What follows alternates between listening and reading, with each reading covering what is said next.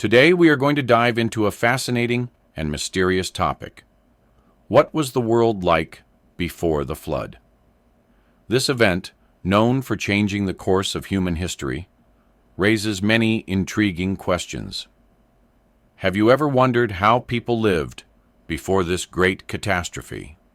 In this analysis, we will explore various aspects of life before the flood, based on the Bible, as well as other historical and scientific sources. From the climate, geography, culture, religion, technology, to the morality and spirituality of those times, everything reveals a world very different from the one we know. Stay with us until the end of this reflection, because what you discover will surprise you. But before we begin, don't forget to leave us a like, subscribe to the channel, and hit the notification bell so you don't miss our upcoming videos. Share this topic with your friends so they too can learn more about this intriguing era. Let's get started. One of the most striking aspects of the pre-flood world is the longevity of its people. According to the Bible, the patriarchs who lived before the flood reached astonishing ages, ranging from hundreds to nearly 1,000 years. For example, Adam lived 930 years, his son Seth lived 912, and Methuselah, the longest-lived man according to Scripture, reached 969 years. Noah, the protagonist of the flood, lived 950 years. But why did people live so long? One of the most popular theories is that the Earth was surrounded by a vapor canopy that protected humanity from solar radiation, creating a more favorable environment for life. This canopy is believed to have collapsed during the flood, unleashing the torrential rains that flooded the Earth. And after this event, the climate became harsher. With climate change and increased solar radiation, human life expectancy drastically decreased.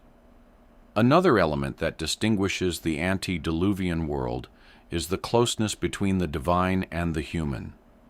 The Bible reveals that before the flood, God maintained direct communication with certain people, such as Adam, Eve, Cain, Enoch, and Noah. He gave them instructions, warnings, promises, and blessings, but also judged and punished them when they sinned.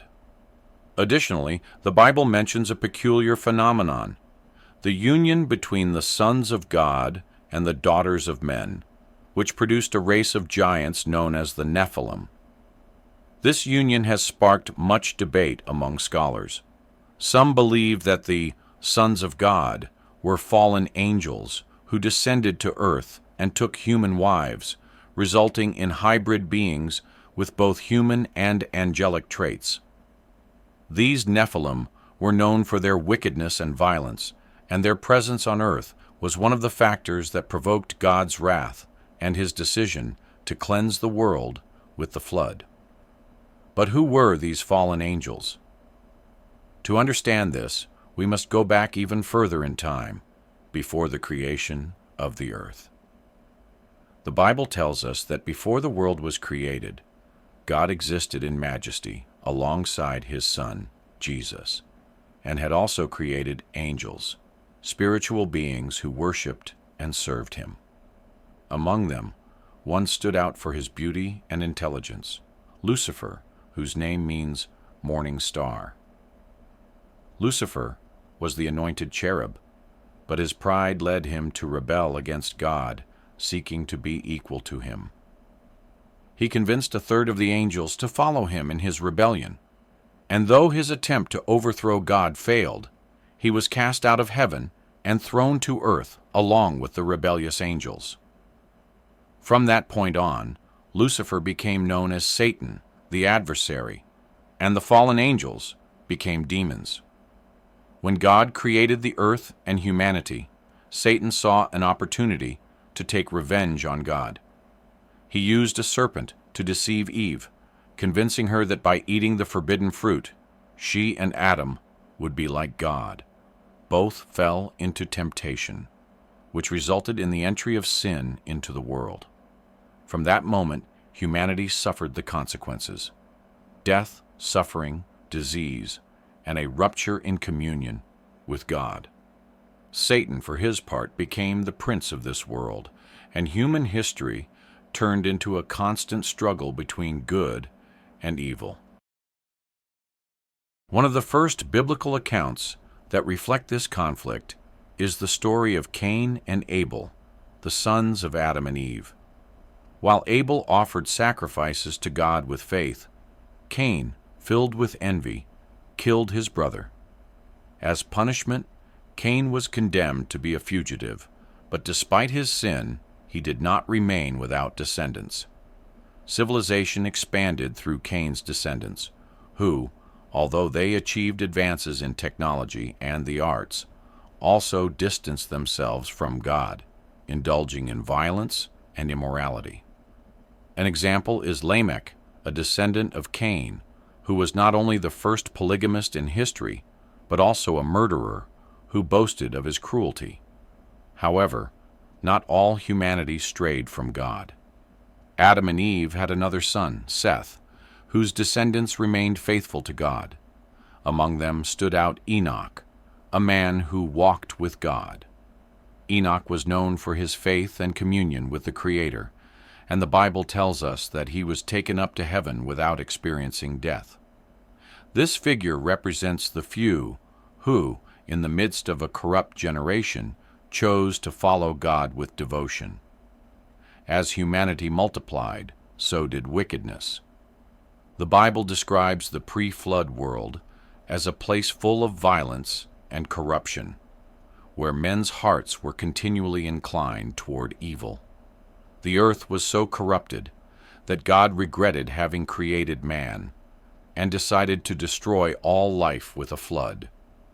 But there was one man who found grace in God's eyes: Noah. Noah was righteous and walked with God.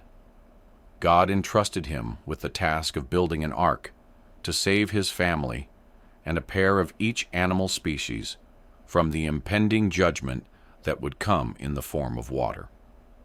The ark was a masterpiece of engineering.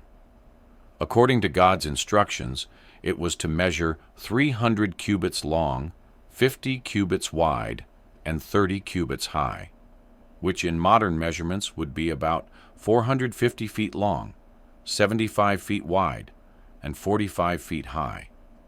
This enormous ship was designed to withstand the floodwaters and house thousands of animals, as well as enough food for them and Noah's family. During the 120 years Noah spent building the ark, he also preached to his contemporaries, warning them of the coming judgment. However, humanity did not listen to him and continued in their wickedness. They mocked Noah, considering him insane. No one believed the world would be destroyed by water, as it had never rained on earth until then. But when the time came, God fulfilled his promise. The fountains of the great deep opened, and torrential rains fell for 40 days and 40 nights. The flood covered the entire earth, wiping out all living creatures except those inside the ark. The flood was not only a judgment, but also a new beginning for humanity. Noah and his family survived, and after the flood, God established a covenant with them, promising never again to destroy the earth with water. The rainbow, which appeared after the flood, was the symbol of this divine promise. If you enjoyed this video, don't forget to subscribe for more content like this. And of course, share your thoughts in the comments. Together, we can build a strong and positive community. Thank you for joining us on this journey of growth and transformation. See you in the next video.